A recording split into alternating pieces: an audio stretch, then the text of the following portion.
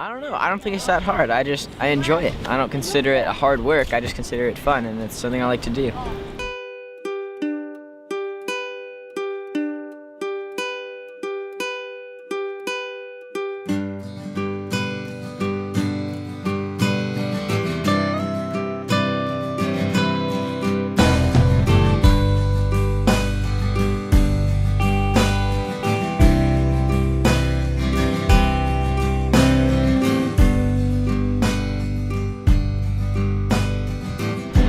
My name is John Schmidt. I'm the Washington CoastSavers coordinator, and we are at the mouth of the Hoh River. So I've been coordinating Washington CoastSavers for the last 4 years. This is the 4th Washington Coast cleanup that I've been directly involved with.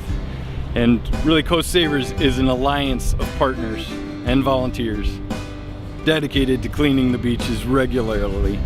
And it's just this enormous effort of different partners, public agencies, nonprofit groups, you know, like the Scouts that we had here today as well, Lions Club, Surfrider Foundation, just all these groups, the National Park Service, everybody's all working together to clean the beach on one day. It's just an incredible experience to be part of.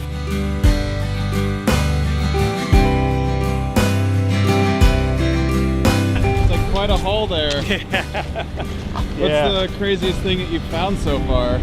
Found a propane tank. We found this kind of crab pot thing, tsunami debris, bottles that have Japanese writing on it, Wow. like plastic bottles, a lot of rope, a lot of fishing net type stuff, a tire, the usual stuff. This morning we found very typical garbage for the Washington coast, and that can be summed up in 3 words: bottles, foam, and rope. And it's all made out of plastic. And we have quite a healthy pile. The Scout collected today, and probably have an easy ton just from this one beach alone. My name is Peter Craig. I am Scoutmaster of Boy Scout Troop 1498 from Sequim, Washington. I'm Lonnie Reynolds, the Scoutmaster of Troop 1480. I'm Daniel Patterson, and I am the Assistant Senior Patrol Leader of Troop 1480. What'd you do today? We went on the beach cleanup. We hiked about a mile and basically just combed the whole area over multiple times looking for trash. What does the troop get out of this? You know, a lot of times it's more than just service hours, just, you know, doing stuff, but it's a great opportunity to kind of give back to the community. Provide the kids a sense of accomplishment because they know all the things that they picked up and accumulated here was all part of their collective efforts.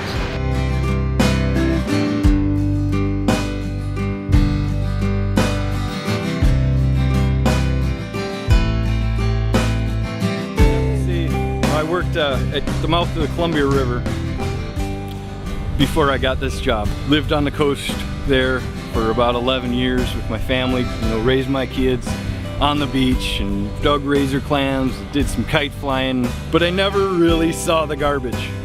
Can you believe it? You know, I lived there for over 10 years. I was more of a beachcomber. The garbage didn't stick out for me. It was kind of strange that way, and I think a lot of people have that experience where they're kind of caught by the beauty of the beach, the beauty of the ocean, watching the waves, watching the sunsets and things like that, but they don't necessarily look down in between the rocks or in the driftwood, in the grass, and realize just how thick the plastic is and how much of a problem it really is.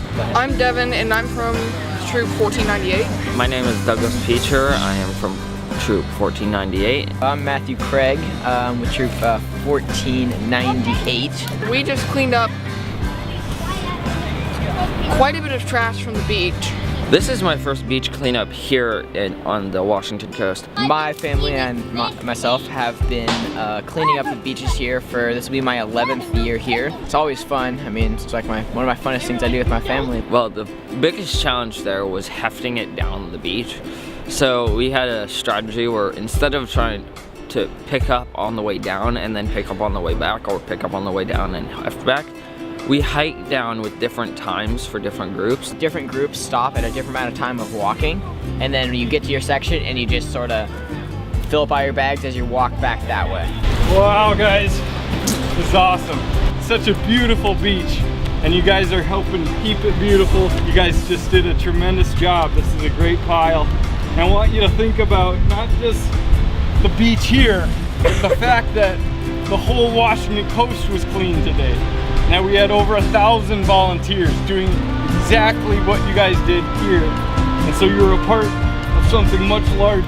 1,000 people, we probably collected 20 tons today. And so that's, you know, something to be really proud of. I don't know, I don't think it's that hard. I enjoy it. I don't consider it a hard work, I just consider it fun, and it's something I like to do. The coastal cleanup provides a great opportunity of having a free campsite to people who are cleaning up part of the beach. It's totally worth it. It's so much fun, and it's totally like, it's just, you feel great after you're finished, and it's just really fun. I'll be doing it as long as I possibly can. Will you do it with your kids? I probably will.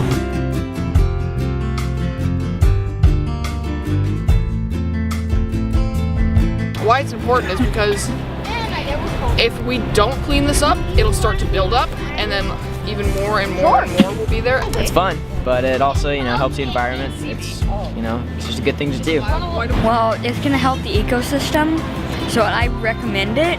Really, the more the merrier. The more people working, the more we can cover.